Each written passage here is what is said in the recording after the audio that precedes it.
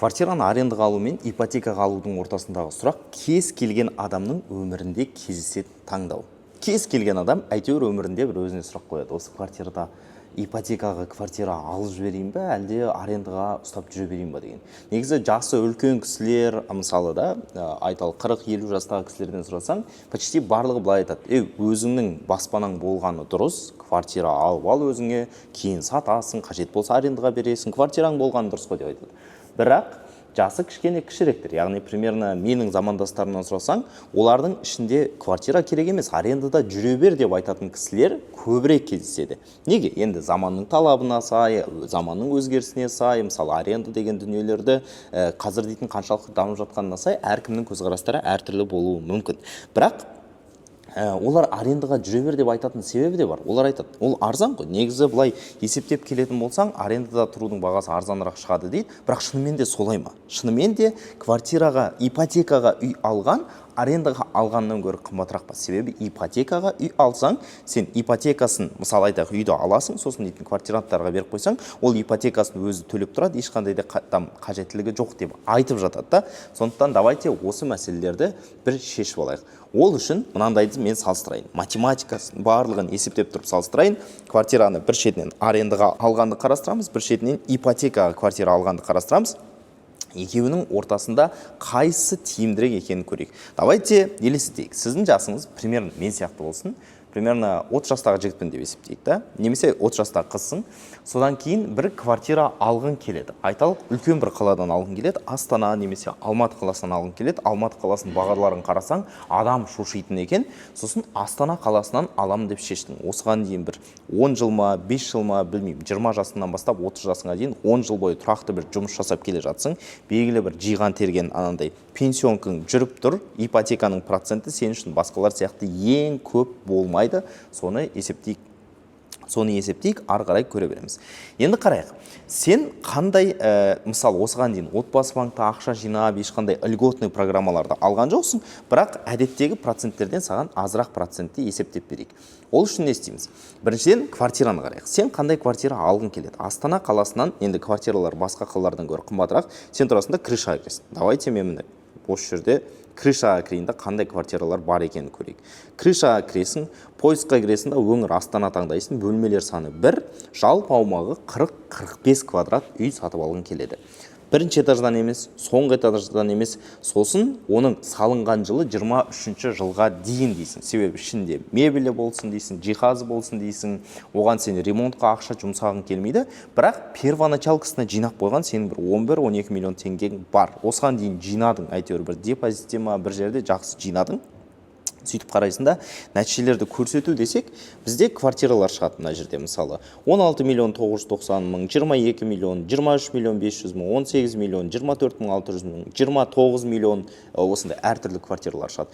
Давайте орташа бір жаман емес районнан, сол жағалаудан бір бөлмелі, ішінде 40 квадрат метр дейік, ішінде жиһазы бар квартираның бағасы 23 миллион теңге делік.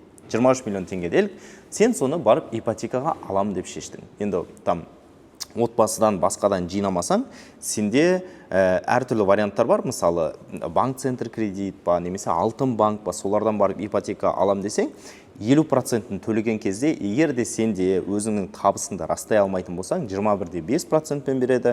Табысыңды растайтын болсаң, примерно 19%, 18%-пен береді. Сондайда алуға болады. Ну, айталық сен 19%-пен алдың делік, болашақта оның процентін азайтып алуға болады. Соны алып алғаннан кейін, енді отбасыдан рефинансирование жасайым деп әртүрлі жолдарын іздеуге болады. Но бірақ уже солай аламыз делік. Сол кезде квартираға байланысты бізде негізгі 4 түрлі шығын болады. Қазір мен мына жерде телефоныма жиі қарауыма тура келеді, себебі осы жерде мен барлық есептерді жасап қойдым. Квартираны алатын кезде сенде 4 түрлі шығын болады. Мына жерге жазайық. Біріншісі, ол ипотекалық шығын. Яғни ипотеканың ай сайын төлейтін ақшасы. Басында процентке көбірек ақша төлейсің, сосын кейінірек уже негізгі қарызды жабуға ақшаң кетеді. Ипотеканың төлемі. Екіншісі, салық. Кез келген жылжымайтын мүлікке мемлекеттік салық төленеді. Үшіншіден, ол квартираның қолдану бағасы дейік, оның ішіне коммуналка барлығы кіреді, қазір айтамыз. Төртіншіден, ол жерде opportunity cost деген ағылшынша сөз бар. Мүмкін болатын табыстарды да бір шетінен қарастырайық. Осылардың барлығын есептеген кезде жылына қанша теңге кетеді? Ипотекаға келетін болсақ, 11,5 миллион теңге первоначалка, оның сыйақы мөлшерлемесі, яғни жылдық проценті 19% делік. Сіз давайте бір 10 жылға алдың делік, 120 айға, яғни примерно соны алуға мүмкіндігін жетеді, айлығың бір 600 мың теңге, сондай болуы мүмкін да. Осыларды жетеді. Осыларды есептейтін болсақ, ай сайынғы төлем 213 мың теңге болады. 213 мың, егерде проценті азырақ болса, 18% болса, может 200 мың теңге, но 213 мың теңге дейік. Бұл бірінші біздің ипотеканың бағасы. Екінші біздің шығынымыз ол мүлік салығы.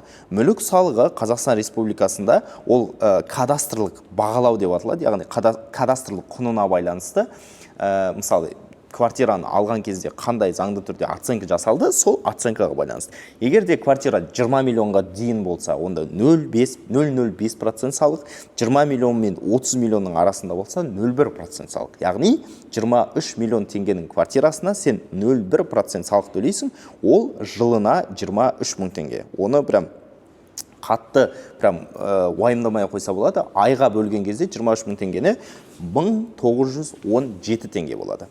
Үшіншісі, коммуналдық қызметтер бар, оның дейтін КСК-сы бар, қолдануы бар. Коммуналдық қызметтер, енді коммуналдық қызметтердің ішіне әртүрлі кіреді. Мысалы, жылу қыста 15 мың, 25 мың теңгенің арасында. Электроэнергиясы, ол 5 мың, 8 мың теңгенің арасы болады. Суық су плюс ол 3 мың, 5 мың теңгенің арасында болады. Ыстық су 5 мың, 10 мың теңгенің арасында болады. Қоқыс шығару 1000 теңге, интернет 5 мың, 10 мың теңгенің арасында болады. Сонда барлығын есептейтін болсақ, примерно 30 мың, 55 мың теңгенің арасында шығындаламыз. Қазір коммуналка қымбаттап жатыр, сондықтан примерно 50 мың, 55 мың теңгені ала берсек болады. Одан бөлек КСК-ға ақша төлейсіздер, яғни примерно орташа, енді үйге байланысты, орташа квадрат метріне 150-300 теңгеден төленеді, яғни примерно соның орташасы 250 теңге деп алатын болсақ, 40 квадрат метрға біз 10 мың теңге айына төлейміз. Сол кезде қарайтын болсақ, коммуналдық қызметтер, олар примерно 55 мың теңге деп аламыз, КСК 10 мың теңге деп аламыз. Содан кейін тағы, жалпы 65 мың теңге шықты да. Одан кейін тағы ескерілмей қалған дүние, бұл жерде осы бір қолданыс шығыны деп аталатыны, сізде мысалы бір мебель үйде болған соң сынып қалады, оның орнын толтырасыздар. Содан кейін бір жерді ремонттап жасап жіберу керек болады, сантехника бұзылады, оның орнын толтырасыздар, тағы да басқа. Оның барлығына ай сайын бір 30 мың, 40 мың теңге әдетте кетіп қалады. Яғни КСК-сын басқасын қосқан кезде сізде ай сайын примерно 100 мың теңге кетіп жатыр. Есептей, ипотекамыз 213 мың теңге кетіп жатыр. Сонымен қатар қолданыс шығындары дейміз, оған примерно 100 мың теңге сізде кетіп жатыр деп есептейік. Бұл үшінші шығын получается, да? Оған қосымша салық 1917 теңге, яғни ай сайын сізде ипотекаңызға 213 мың теңге, салыққа 2 мың теңге, қолданыстарыңызға 100 мың теңге кетіп жатыр делік. Одан бөлек сізде үшінші шығын қалды, бұл шығын туралы кішкене сөйлесейік. Ол opportunity cost, яғни мүмкін болатын табыс шығыны дейді. Сіз оны қалай есептейміз? Сізде 11 миллион 500 мың теңгені сразу первоначалкаға салып тастадық қой. Осыны первоначалкаға салмасақ, онда қандай ақша болар еді деп айтамыз. Депозитке салсақ, қанша болар еді? Соны есептейік та. Немесе бізде облигациялар бар. Жылына 22-25% кіріс беретін облигациялар бар. Акциялар бар, тоже 25-30% сонымен кіріс алуға болады да. Осындай теңгемен айтып жатырмыз. Осылардың барлығының біреуін таңдайық. Айталық бір орташа 25% кірісті таңдайық. 25% кірісті таңдаймыз. Осы біздің салыстырмалы шығынымыз болады. Opportunity cost деп аталатын осы. Бұл бізге көрінбейді, бірақ бұл да шығын. Бірақ сіз айтуыңыз мүмкін осы жерде. Так, қара. Мына жерде 11500 депозитке салсам осынша кіріс болуы мүмкін, оны есептейміз. Бірақ мен үйді иелік еткенім үшін үйдің бағасы көтеріледі ғой. Сол бағасы көтерілген табысты неге есептемейміз дейміз. Сондықта есептейтін болсақ, әдетте облигациямыз жылына бізге 25% кіріс береді. Ал квартиралар жылына әдетте 7% сондай өсім береді. Яғни 25%-тен жаңағы 8% квартира өсін, 8%-ті азайтсақ, яғни біздің квартираның бағасының қымбаттағаннан, онда біздің жоғалтып жатқан ақшамыз 11 миллион 500 мың теңгенің таза 17% дейік. Бұл 17% есептейтін болсақ, жылына 1 миллион 955 мың теңге түсетін еді. Просто 17% бір жерге салып қойсақ та. Яғни айына 162 мың 917 теңге біз жоғалтып жатырмыз. Сонымен жалпы есептейтін болсақ, мына жерде бірінші біздің ипотекаға кететін ақша 213 мың теңге. Екіншіден, оның үстіне қосамыз 2000 теңге салыққа кетіп жатыр. Үшіншіден, оның үстіне қосамыз, жаңағы қолданыс шығындары дедік қой, ішіне коммуналкада, ремонттың да барлық шығындары кіреді. Оны қосамыз 100 мың теңге, және оның үстіне жаңағы біздің мүмкін болатын табысымыз деп жатырмыз ғой, жоғалтып жатқан, соны қосамыз, ол айына 162 мың 917. Яғни бір квартираны иелік еткені үшін бізге айына 477 мың 917 теңге шығындалады екенбіз. Енді бұл сан нені білдіреді вообще? Бұл санмен біз не айта аламыз? Қандай көмек береді бұл сан десек, былай айтамыз. Ары қарай шешім қабылдағанда мына бір есепті қолдансақ болады. Біріншіден, сіз қайтадан крышаға кіресіз. Енді пәтердерді, дәл осындай пәтерді мен сатып алмайым, жалға алғым келеді. Ол үшін айталық, мен жалға алу деген кнопканы басам да, пәтер деймін. Ай сайын жалға алатын пәтерлер, дәл сол критерий жазайық. Бөлмелер саны 1, бағасы білмеймін, жалпы аумағы 40 квадраттан 45 квадратқа дейін деген болдық. Пәтер жиһазбен жабдықталған, толық жиһазбен жабдықталған, орналасқан қабаты бірінші емес, соңғы емес дегенді бастық. Дәл осы суреттерді қарайық та, дәл осы квартираларды қарайық. Бізге дәл сондай сол жақ жағалаудан 200 мың, 250 мың, 140 мың, 250 мың, 160 мың, 180 мың, 220 мың, 175 мың, 210 мың, 190 мың, примерно орташа бағасы 180 мың теңгеге шығады екен. Яғни квартирамызға біз орташа 180 мың теңге төлейміз. Енді бұны біз қалай қолданамыз? Мына бір бізде 478 мың теңге шықты. Бұл пәтер менікі өзімдікі болса болатын шығын. Одан мен квартираны арендаға алған кездегі шығынды азайтып тастасам, менің ай сайын, егерде мысалы квартираны арендаға алу, ол бізге ай сайын 180 мың теңге шығын береді. Коммуналкасымен 200 мың теңге шығын береді делік. Негізі 180 мыңға әдетте Астанада коммуналкалар келеді. 180 мың бола берсін. 180 мың теңге шығын болды, ал пәтерді жалға алу кезінде 478 мың теңге шығын болды.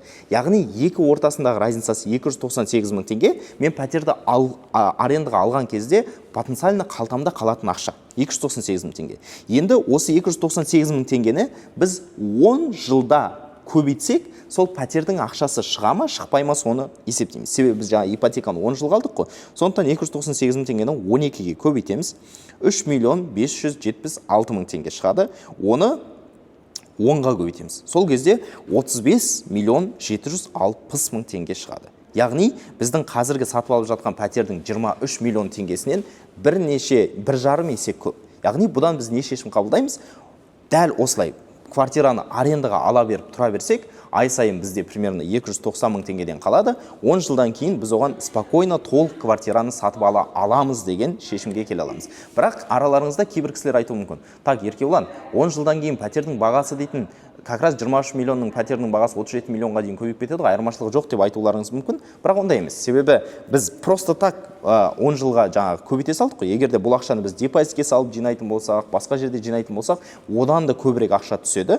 Сондықтан бұл жерде ол рөл ойнамайды, қатты рөл ойнамайды. Я, кішкене рөл ойнауы мүмкін, бірақ сондай.